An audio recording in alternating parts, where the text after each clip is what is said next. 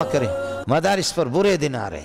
کراچی کے مدارس کہتے ہیں الحمدللہ، سمجھیے میں شہر کے اندر جو کہتے ہیں الحمدللہ ہمیں کسی چیز کی پرواہ. بیٹا تم باہر ذرا نکلو، سمجھیے میں ہے کہ نہیں، باہر 100-150 سال سے تم اندر بیٹھے ہوئی ہو اور کراچی شہر کے اندر ذرا باہر نکلو. اندرون سندھ کے مدارس کا کیا حال ہے، خیبر پختون کے علماء کا کیا حال ہے.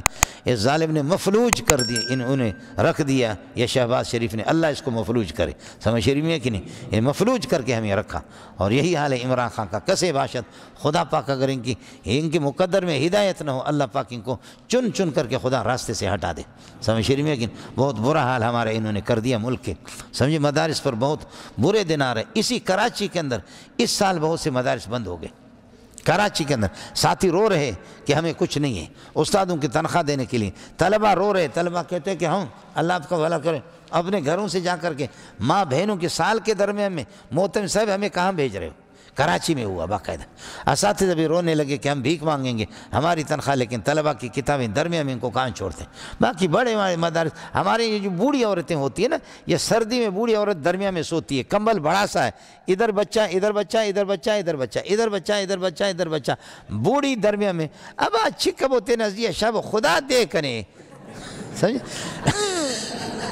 کنے اللہ تواکے کنا خیر سے نمتے نزدیک شب ہو.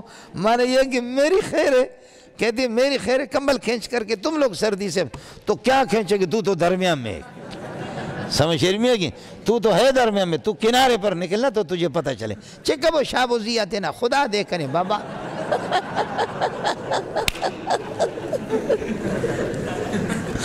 سمجھ رہی ہے کہ